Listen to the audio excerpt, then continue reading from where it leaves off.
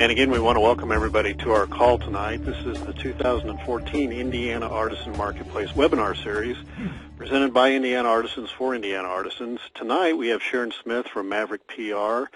She's going to be talking about using news releases, local media, and print advertising to market your work. But before we get started and introduce Sharon and Eric, a couple housekeeping items. If you're listening on the phone tonight, and you've dialed in that way, you can watch the slides via the link that Eric sent out via the email. Just make sure that when you click on the slides, you'll have two options to sync up with those. Choose the one that says sync by phone. If you're listening on the webcast and you're online via the internet, when you choose that link, choose the option that says sync up with the webcast. Otherwise, there's going to be a 6 to an 8 second delay, and the slides will look like they're a little bit behind.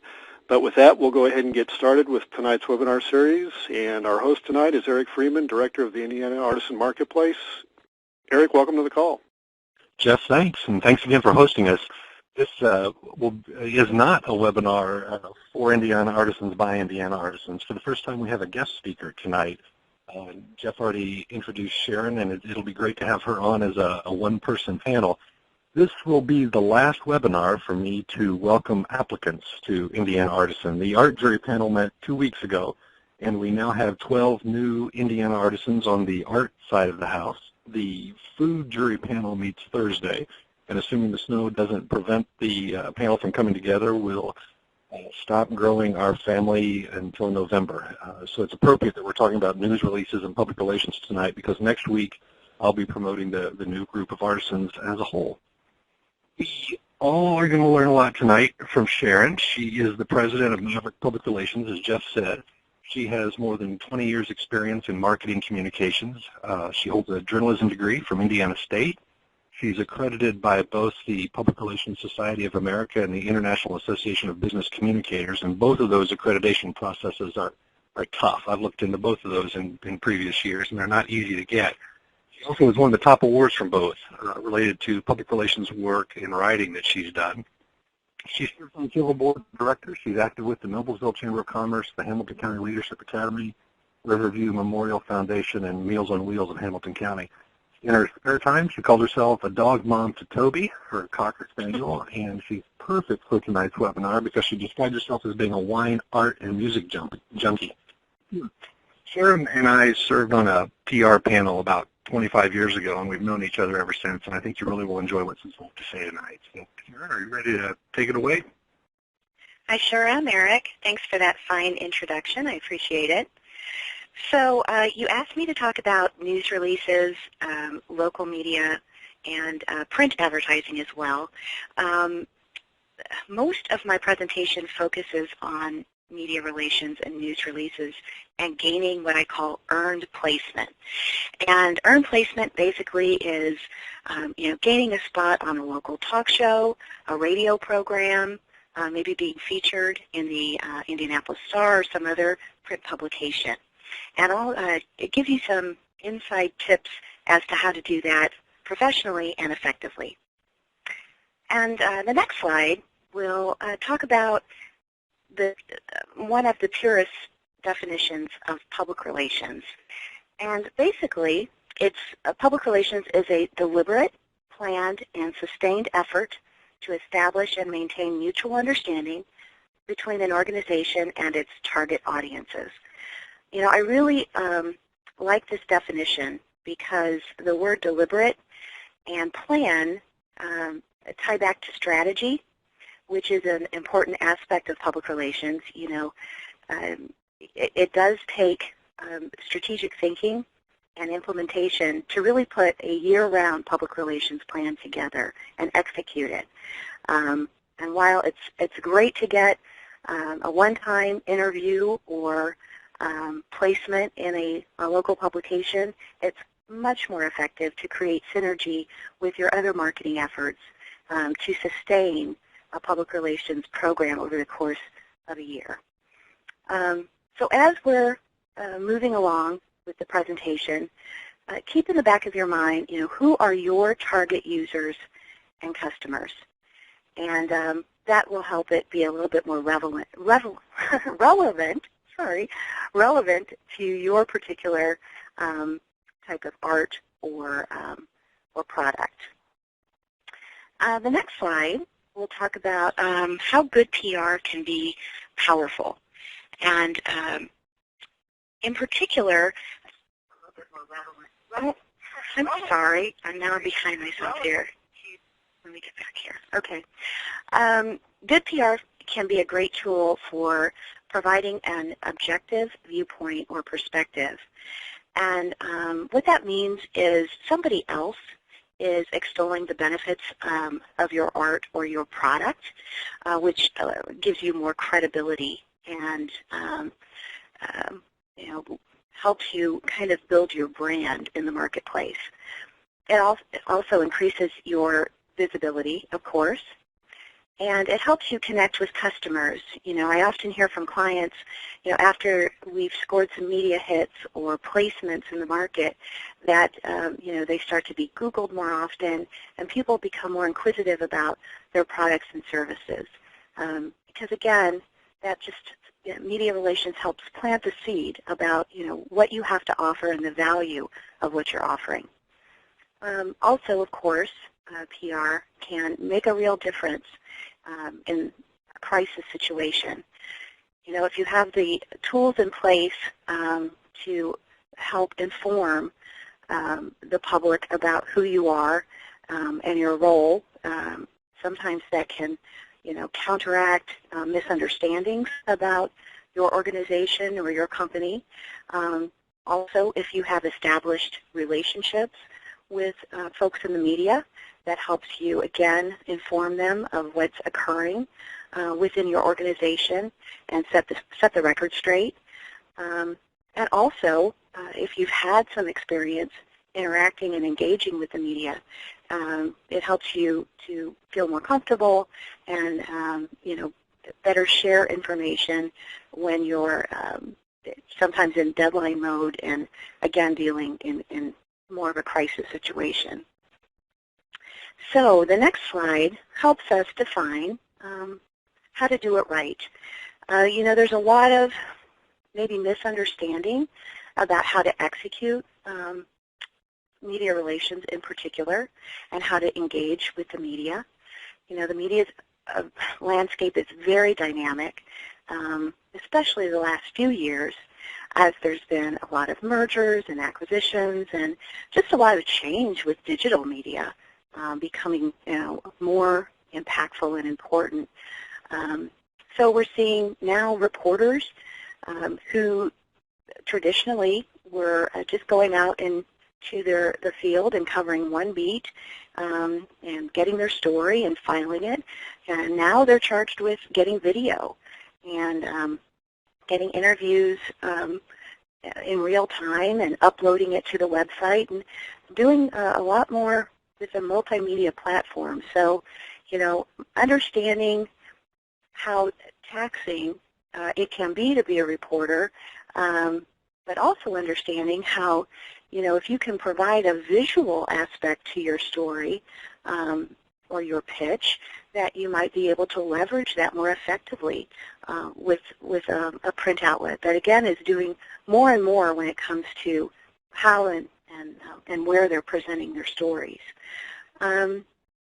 So my next slide, we'll talk about, how PR differs from advertising. That can be confusing as well. Sometimes I'll get questions saying, I'm running several print ads and I just don't know whether I have, the need for public relations or media relations. And, I try and explain that they can definitely work together, and often that's the best route to take to make sure that you're doing both strategically and wisely, of course, because we all know we have often limited budgets, but advertising does a great job of persuading your user or your customer with key messaging. But public relations can often serve an important role in informing, the public about your product and how it differentiates itself from other products and some of the value that you can deliver with your product. And get earned placement that that perception that, you have more credibility when a third party is sharing your story. And, that, again, 2 to 4 times more than advertising will establish your credibility and your trust in the marketplace. The old adage is, advertising you pay for, public relations you pray for. Well, of course we know that it's more than prayer that will get you a nicely placed story or interview, but that attitude's been around for a while. So the next slide will tell us, what are some of the key tools that you need to have in your toolbox to effectively engage with the media. And it's great to have these tools on your website as well for the general public to understand, who you are and the product or the artwork that you, are offering. In this day and age, I can't stress enough how important it is to have good quality digital photos and images. When it comes to a lot of print publications, they'll accept images from you, whereas in the past they were more inclined to send a photographer out. But as we know, more photographers are being let go, and there is more accepted photography than ever before. And it's just very wise to invest in good quality, well-lit photographs that you can embed on your website and create a gallery, wherever those can be easily pulled or used when you're making story pitches. It's also great to have a professional headshot, of course. I just met with a restaurant who had attempted to take photos of several of the plates on their own and put those on their website, and they just did not do the restaurant justice for the type of food that they were serving. The lighting was poor, the color was off, so immediately we set up a photo shoot and just made a tremendous difference in how we were presenting the restaurant to the public, and then to food writers and bloggers as well. And with that, we could better set up some interviews and some media opportunities. It's also a great idea to have an electronic version of your logo that you can send digitally. Oftentimes, when your article is placed in a print publication, they'll run your logo as well along with your website, and it just looks more professional, and again, it helps drive people back to the web. A fact sheet is basically backgrounder on you and your products. It just helps people understand when you established your business, where you're located. Again, a photo gallery is always good to put on the fact sheet as well. Just general bullet points that help a reporter or an editor, define who you are and what sort of product you're offering. B-roll is also a great idea if you can create some video actually demonstrating your product or your art. That would be wonderful to embed on your website as well. And I've often, again, sent that along with the story pitch, and it's just been a lot more impactful when it comes to, capturing the attention of, again, a key blogger or editor, because it helps, again, define how your product's different and the value that you might offer to your customers. Also, obviously, your website is fundamentally, where you want people to learn more and gain more depth when it comes to you, your product, your service. And so everything that you do when it comes to gaining earned placement,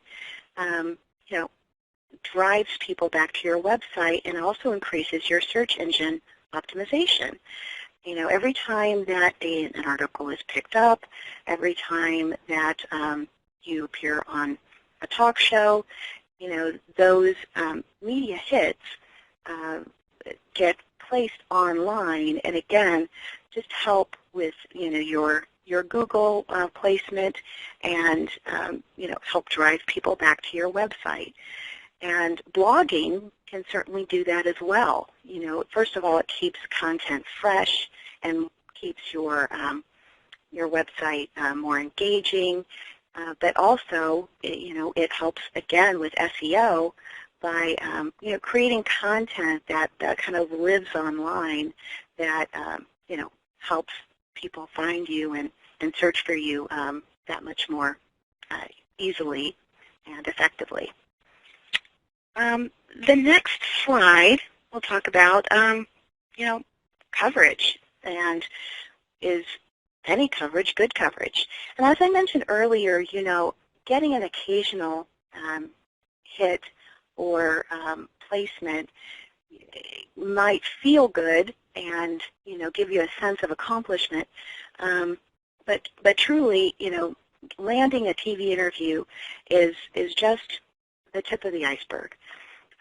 There are editorial calendars that many media outlets work off of, particularly print publications, that you can request, and often you can use those to see how your art or your product aligns with maybe a holiday gift guide, or something else that's seasonal, or maybe something that ties into food or restaurant week, whatever. But it's great to use those sorts of tools, and again, working well in advance, because some publications, such as magazines, can work 3 to 4 months in advance and have their editorial calendars set in October or November for the following year.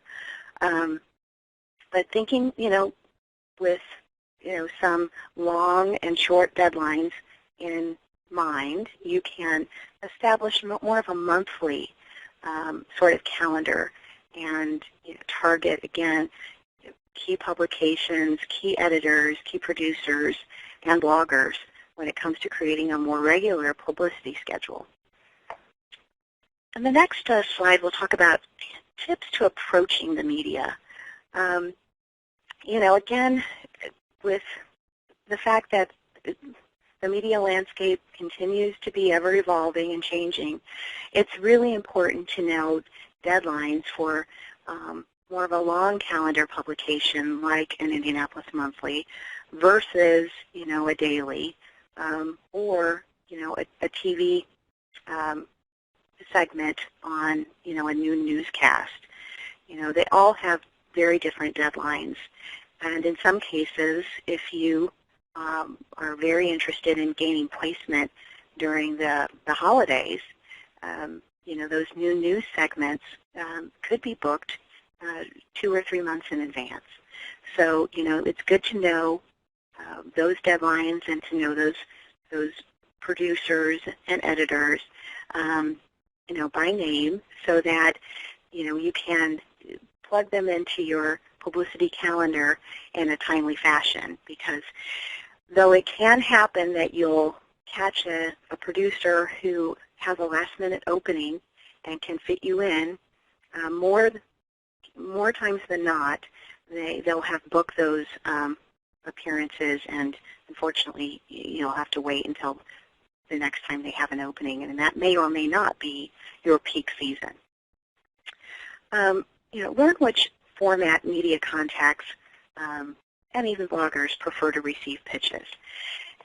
In most cases, email is still preferred, but I always know who prefers to get a follow-up email or phone call.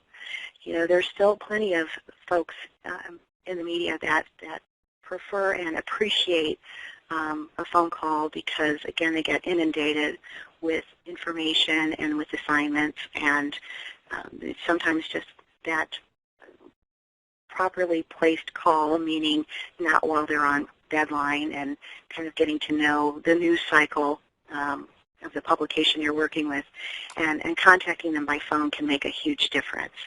But in most cases, after you've made a story pitch, some sort of follow-up is necessary in order to gain placement. Obviously, you have to know your contact list and understand that a food editor and a business editor, might not be receiving the same pitch from you, and it's very important to hone your pitch to the contact that you're dealing with and that you're targeting. Nothing bothers, I think, media folks more than having the same pitch spread over, multiple platforms and multiple people. When in some cases, they may want an exclusive angle to your story, or maybe an exclusive story, period. And so it's good to really focus in on, which publication could reach your key target customer the most, and start there, and see where you can gain some placement, and then work out from there. But blasting a story pitch is it's not a great idea in order to establish relationships and be effective. One reason people tend to like working with PR folks is that we update our contact lists regularly, and it's necessary to do so because people do move in and out of markets, and new people come on board fairly frequently, and your list does need to be mined and updated regularly. And I'm not saying that you couldn't do it on your own and you can't do it on your own, but it is a task that you have to stay on top of. Give a reporter or editor a real specific hook, or as they call it, in newsrooms, a news peg. Meaning that, if you have a brand new product launching, or a new partnership, or something that's very unique, that's what you need to hone in on. Just the fact that you're in business and operating will likely not get the attention of a news reporter or producer. You really do need to come up with a great angle.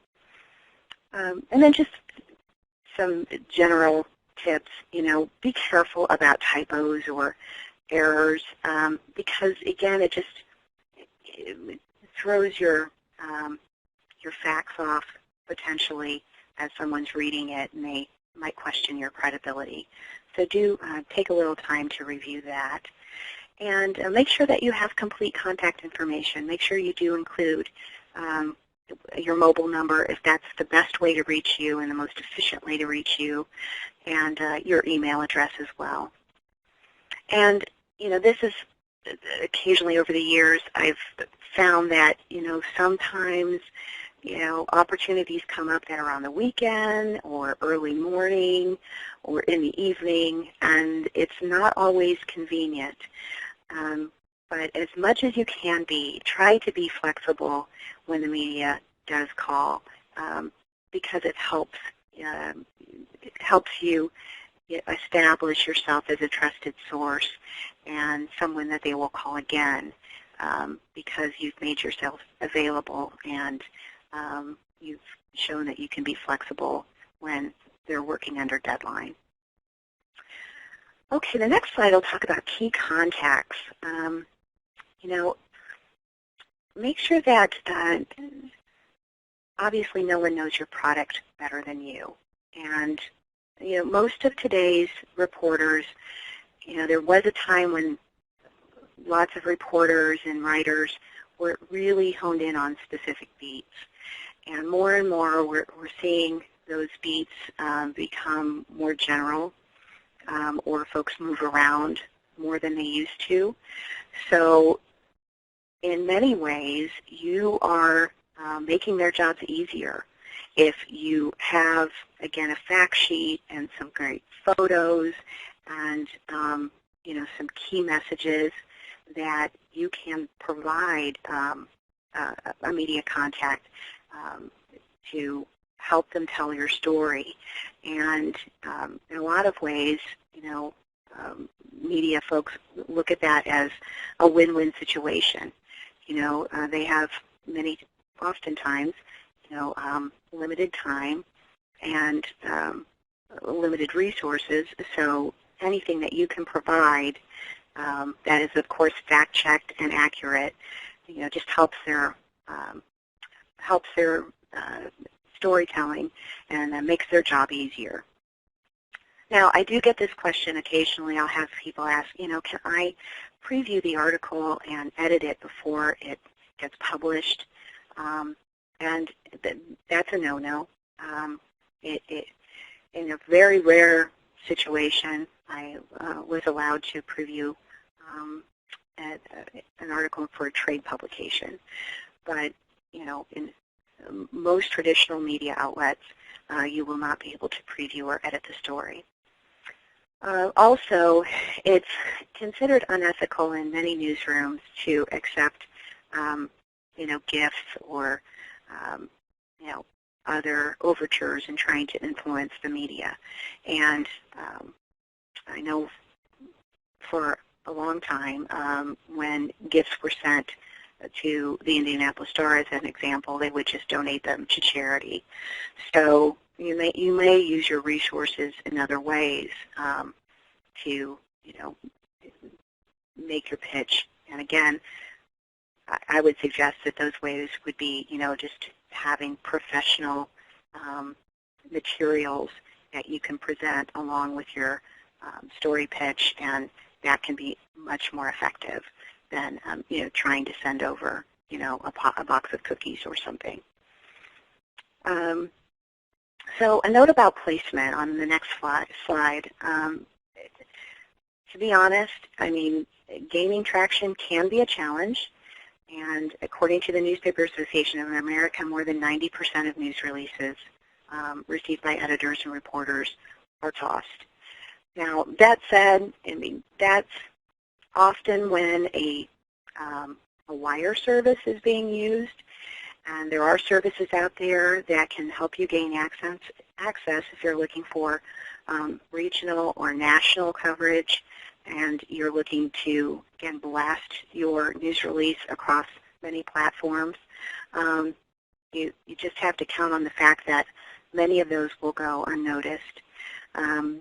But if you are looking to cultivate, again, regular contact with some folks regionally, nationally, and certainly locally, then that increases your likelihood of gaining placement. And again, you're looking for placement over the course of a year as often as you can. That's what creates traction and, again, gets people interested in your website and looking to make a purchase. On the next slide will help us kind of differentiate because there is a real value in customizing your pitch to different channels. And always keep in mind, though, regardless of who you're pitching to, if there are new or unique product features that you're trying to convey, include that, of course, in every pitch. But it might be just slightly different in how you approach a TV producer. Again, trying to make the segment visual. I'll even break down this segment knowing that there are 4 hits on a morning broadcast, and knowing that that TV personality needs to engage with my client in 4 different unique ways if he comes out to your location, and actually painting the picture of how that's going to happen for that particular reporter or producer, depending on who I'm talking to, will, again, create more of an opportunity for them to say, yes, I like that idea. I like coming out to your festival and doing A, B, C, D, and, only you can tell them what you think is the most visual and the most valuable sort of aspects to, telling the story of, what people will experience when they come to visit you. But that pitch is obviously very different for TV than it would be for, pitching your product or your art to a local reporter in a print publication. So keep that in mind. Keep that in mind. Again, getting back to customizing your pitches on the next slide. Take extra time to craft emails for a small list of journalists that you really want to target. Again, this helps create more of a regular rapport with the people that can really help you reach your target customers and users more effectively and make more of an impact. In other words, use a rifle rather than a shotgun approach.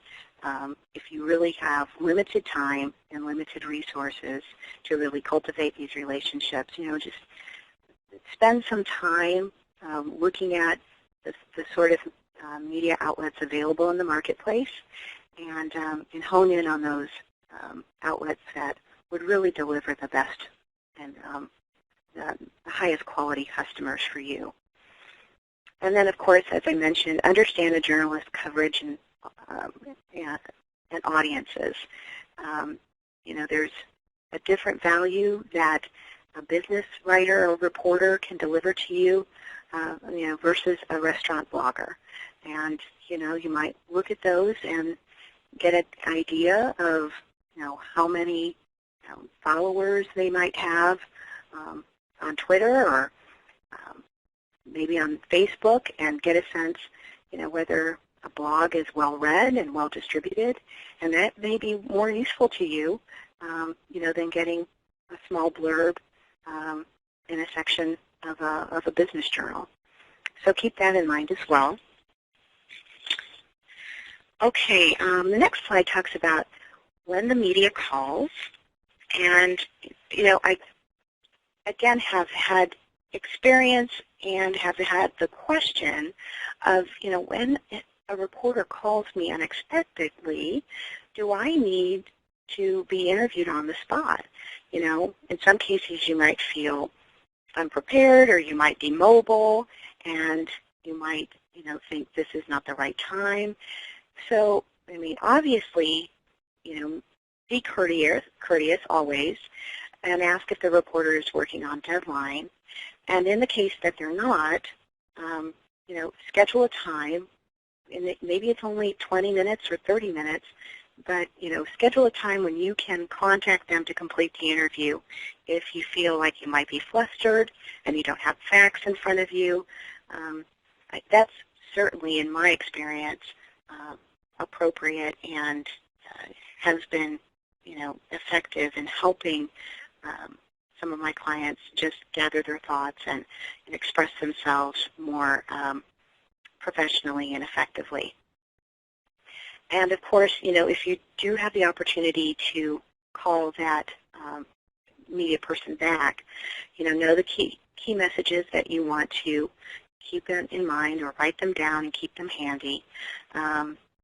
And if you do find yourself getting into a situation where a reporter is taking the interview into a direction that you're not comfortable with, you can always, we use the term bridging. You can always bring them back to, one of the key messages that talks about, again, the value of your product, or what's special about your artwork. So, phrases like, the important thing to remember is, helps again bring the reporter back to some of the key messages that you're trying to really focus in on when you're making that interview. And as I've mentioned before,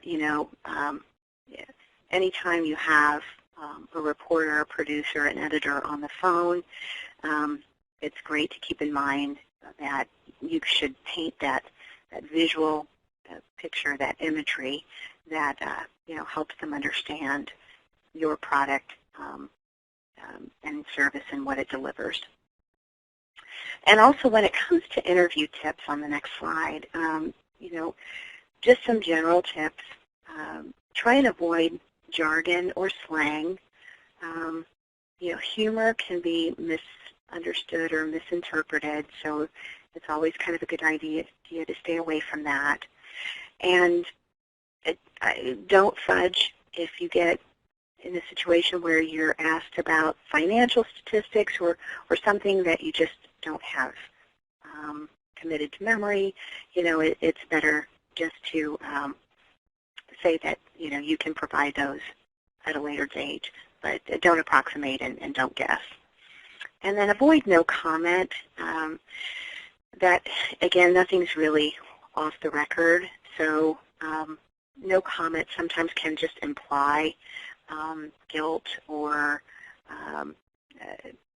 just discredits sometimes the source. So avoid saying that. You might instead say, I'll look into that information and get back to you if I can make that available to you. And then, of course, when it comes to the next slide, and don't make false claims. Again, it just comes back to general ethics and building that sense of credibility and trust with the media. If you feel like you are the only one in the market doing something, I'd say that's incredible. It's very rare that I come across someone who is really exclusively licensed or that sort of thing, but when they are, we certainly play it up and make that a great news peg or news angle when it comes to story pitches. But in the case that you may not be the one and only, who is selling a certain product or certain type of art, then certainly don't make that claim. When it comes to the next slide, we'll talk about post-interview suggestions. I often get feedback when I have sent a reporter or the reporter's editor or direct boss a thank you note for doing an extra terrific job on a story, and how often they appreciate that sort of recognition. Especially when someone has really done some great research or has added, again, social media where they've shared the story with their followers or their fans on Facebook, whether they've added video, as I mentioned, to help tell the story. It's always a nice gesture to follow up with a thank you. And resist asking the reporter to send you copies. Again, they're time-starved, and a lot of the articles and news interviews are available online. So check there first and try and track a publication down yourself. It just, again, it's one less thing that taxes a reporter or an editor to do on your behalf. And then, when I said, it's not appropriate to ask to preview a story, it certainly is appropriate to follow up to make sure that the reporter doesn't need any more facts, from you, or making sure that they have your name spelled correctly, and your contact information, your website address, that sort of thing. That's always, I think, a useful.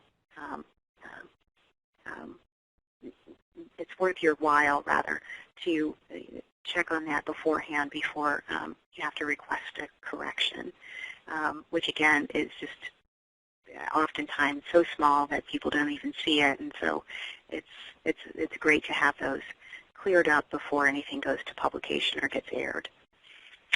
The next slide talks about what's newsworthy. Again, I'll have a client called me and said, I'm a dentist by trade, but I'm going to start this laser tattoo removal business. And I said, okay, well, that's that's great. What are you looking for? Are you looking to, talk about the technology that you're offering? What's the story that you're trying to tell? And he's like, well, I think that you should have a reporter come out and, take a picture of our grand opening, and, I'll be there with, a couple of patients. And I said, that's really not newsworthy. We really need to find what the hook is, what that angle is that makes laser tattoo removal of interest to a health beat reporter, as an example.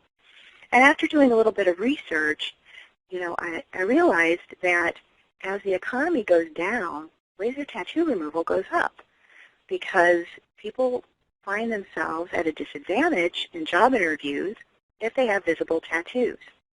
There's also, new requirements when it comes to military and first responders as far as visible tattoos are concerned, and that's a no-no. So we took that angle and said, with the economy being down a bit, more folks are coming in to get tattoos removed so that they can successfully land their next job. And we were able to find an Indianapolis Colts cheerleader who was transitioning from being on the team to the healthcare field. And she had a tattoo that she wanted to have removed so that she felt more confident when she wore, pantyhose and high heel shoes and went in for her interviews. She had a tattoo on her ankle. And that was the story. So again, getting away from the mindset that a reporter's going to come out and cover a ribbon cutting or some sort of a, very general, benign grand opening can lead to a deeper conversation about, who would really benefit from using our service and why. And that helped us get Anne-Marie Tiernan from Channel 13 to come out and do a health beat story, which, was great for him as he launched his business. So what other story angles are newsworthy? Well, certainly, new products and their features. Maybe you're doing a special promotion that ties into some sort of a charity. That can be played up. And then how your product ties into a regional or national trend.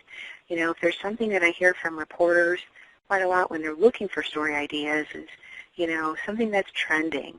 And do you have a source or do you have a client that, fits in with this particular trend? And then, of course, when, should you get acquired or should you set up some sort of a strategic partnership or high-profile partnership with another company or organization, that can be quite newsworthy as well. So those are just a few examples of, what would be considered more likely to be covered by the media.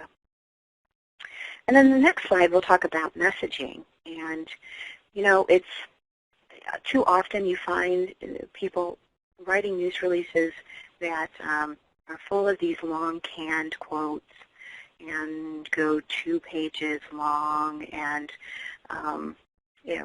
just basically don't have the key information in the first and second paragraph to really capture the interest and attention of a reporter or a producer or editor. So, make sure that your messages in your news release are concise, that they're value-driven, and that, there's some sort of an angle that you're really honing in on, and make sure that that is included in the first or second paragraph of your release. And then, make sure that it really does a great job of telling your story and that it includes some digital links so that if a reporter wants to get back to your website or see more photos, that you have made that easy for them to do that. And then, of course, make sure that it has your contact information on it and that it's dated so folks know, when it was released and whom to contact. On the next slide, we'll talk about, how to help journalists do their job. And I think, I've touched on this already, but, again, more and more I'm just finding that folks in the media are just very taxed when it comes to their daily assignments and editorial meetings, and again, additional work that they weren't doing a few years ago when it comes to photography and videography and that sort of thing. So, make sure that your emails are very concise and are directed to the right person for the right beat, and make sure, as I said, to use links when needed to get them to the resources that you have available to help tell your story more easily and efficiently. And then, get them meaningful information, whether that is an infographic that you can create that really helps depict, the value of your product and, it's the key differentials, maybe how the product is making, an impact in the market, something that's maybe a little bit more unique than just a product image, to help a reporter feel like they have an understanding of your product and, its reach and who your customer is. The next slide I'll talk about building relationships, and again, I know this takes time, so that's why it's important to really hone in on those publications and those reporters and editors and producers that can really help deliver more of your customer base. Because, doing this on a daily basis, I have the opportunity to, sometimes have coffee with a reporter or a producer, somebody who I have engaged with, many times over the years and established, some sort of a rapport. And I know it's harder to do that when you engage with them infrequently. So one way to bridge that gap is to follow journalists on Twitter and interact with them. And I use Twitter's platform to create different groups. And so I do have a group of local journalists that just allows me to click on that group, in the morning, and I can see what they're tweeting about. And sometimes they're reporting breaking news, and sometimes they're looking for news, and they're looking for sources. So it's a great way to stay in front of, reporters and editors and producers, and it's also a great way to engage, and retweet and share their information and just again build that rapport. But I'm really interested lately to see how much when I place client information on Twitter that will help a reporter take notice and then contact me and say, hey, I saw that you tweeted about so-and-so, and they've got this going on. I'm interested. So, it's great to push information, of course, about your product through Twitter, but it's also great to listen and hear what reporters and TV producers are tweeting about and taking advantage of that conversation. It's also great to engage with people on blogs and Facebook posts as well. I often tell clients, start developing a list of your product ambassadors. There are people out there who regularly retweet your information or comment on a post about your product or your restaurant or whatever it is. And, keep track of those folks. I mean, oftentimes they're, reviewing you positively and, reward them by staying engaged with them or letting them know about special promotions or special discounts that you have available. It's a great group to cultivate because they're out there representing your brand and oftentimes doing it very positively. The next slide I'll talk about being a pro. There's a couple of phrases that the media uses and PR folks use when it comes to sharing information via a news release or a news advisory. And one of those terms is called an embargo. And that just basically means that information is being sent to the media beforehand, but you've requested that it not be aired or published until a later date. And maybe that's because you're doing a grand opening or maybe some other special promotion, and you want the public to know about it all at the same time. There could be various reasons to embargo information, but you can certainly do that, and keep that in mind. If there's anything timely or time sensitive that you're trying to share via the media, you can certainly embargo it. And then there's the exclusive. And I mentioned that laser tattoo removal company that I worked with, and I certainly made that pitch to Anne-Marie Kiernan as the Healthy reporter and exclusive. And that just meant that I wasn't going to take this cheerleader around to every news outlet and have her story being told over and over again. When it came to her and her story, that was exclusive to that particular media outlet. Now, we told different stories different ways to other media outlets, but when it came to that particular news angle, she got the exclusive. And it was worth it. I mean, it lived on Channel 13's website for a month, and it was shared via social media by Anne-Marie herself, and it just had a lot more reach with their viewership in the time slots that it aired than really any other outlet that we were targeting. And so for that particular news angle, it was worth it to have an exclusive. One thing you don't want to do that's not professional is asking a reporter to write the same story over and over again. They're looking for fresh ideas and fresh angles, and if you contact a reporter with one particular story angle and they pass on it, avoid hitting them again unless they've said, this is just the wrong time, hit me up again in a couple months. Then certainly make note of that. But if clearly they're not interested in that particular angle that you're pitching, make note of that and don't continue to hit them up with the same story idea. And then always know when to take no for an answer. Sometimes it doesn't fit the publication. Maybe that year it's just their editorial calendar is going in a different direction. Maybe they just have felt like they have covered your type of product or service several times recently. If they say no, take no, and move on to the next outlet or blogger or whatever you feel is the next most impactful media outlet for you.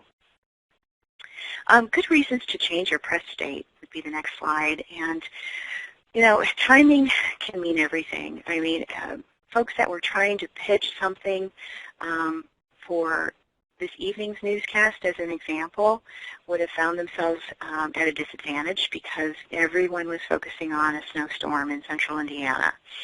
So, avoid trying to release information if there's something that's obviously happening within a news cycle that is going to hit at the time that you're trying to gain coverage or placement or the attention of editors or producers.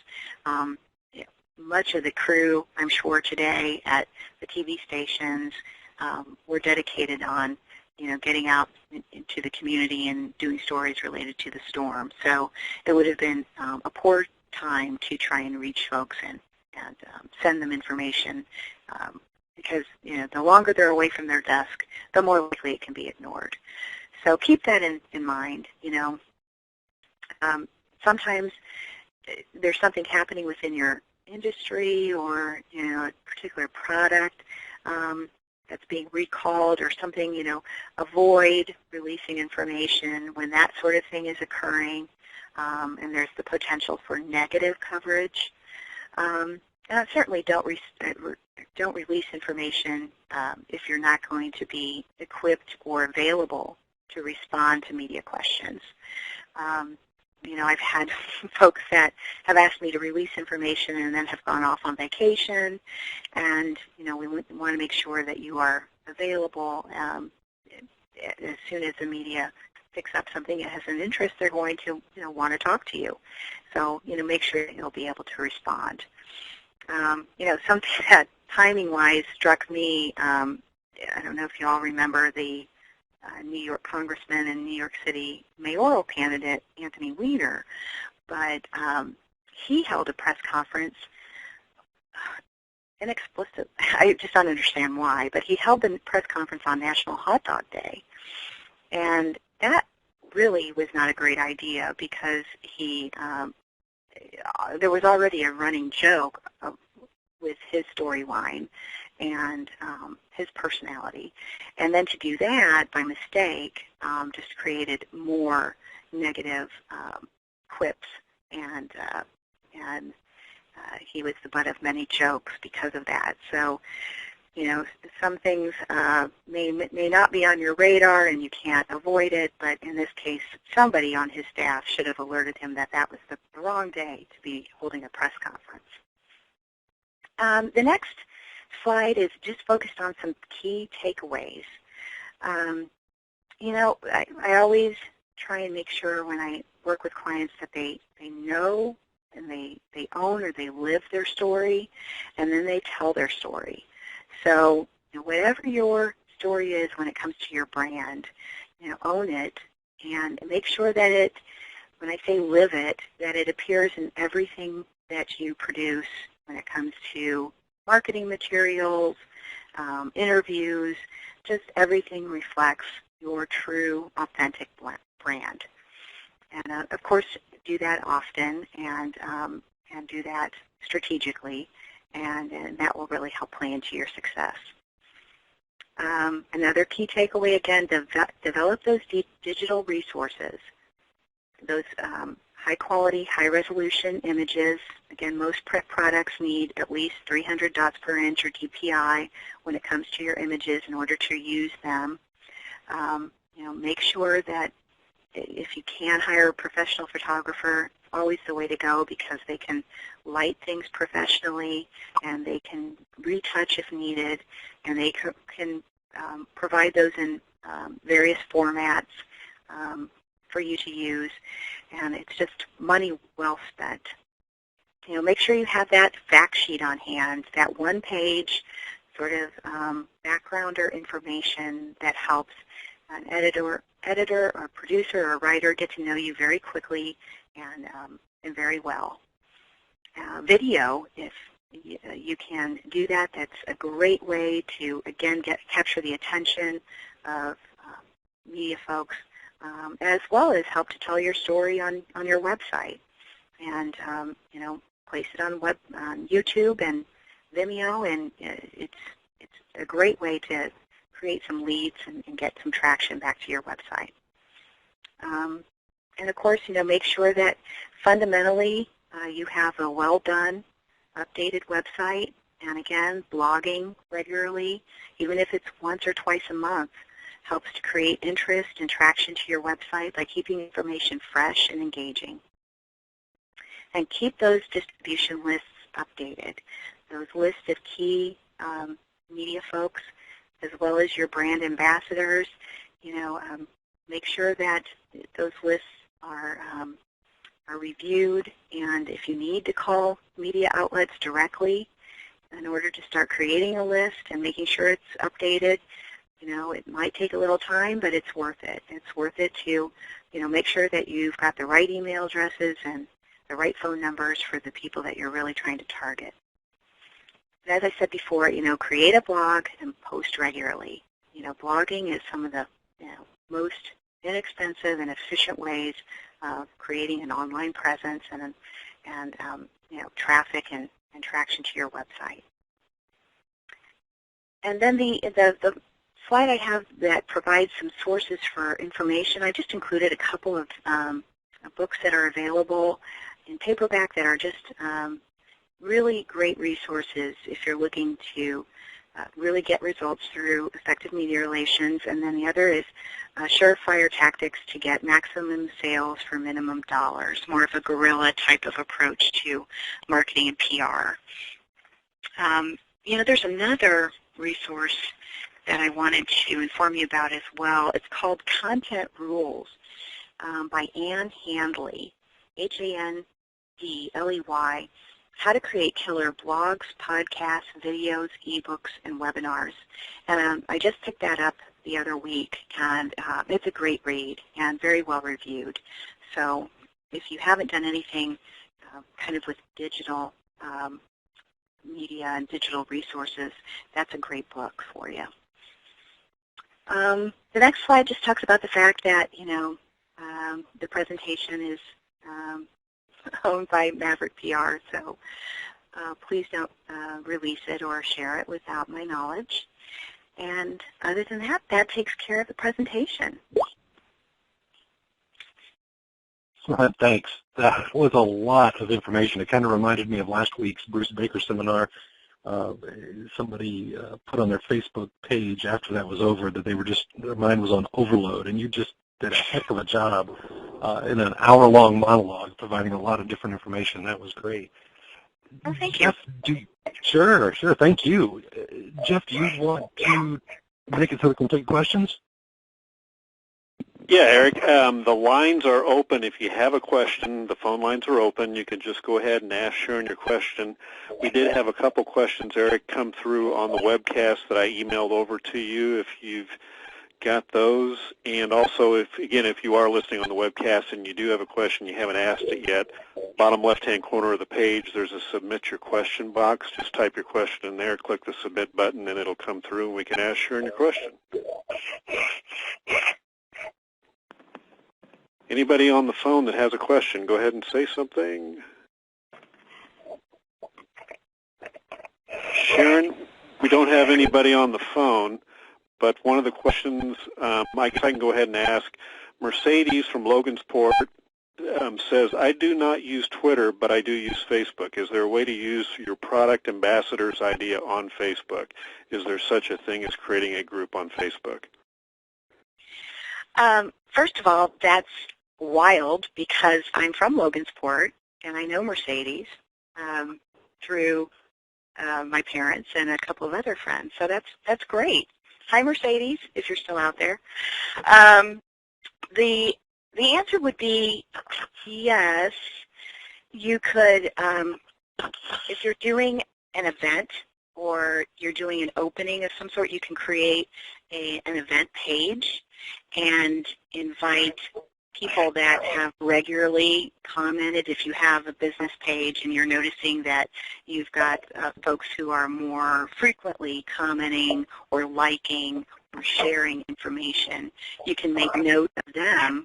And then when you have something coming up with, maybe a gallery show or an event, you can create an event page and invite them and engage with them that way.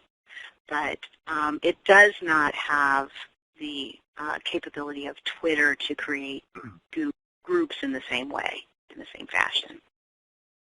And then she asks again, I'm targeting a certain magazine and tell them that my pitch is exclusive to their magazine. How long do I wait to follow up?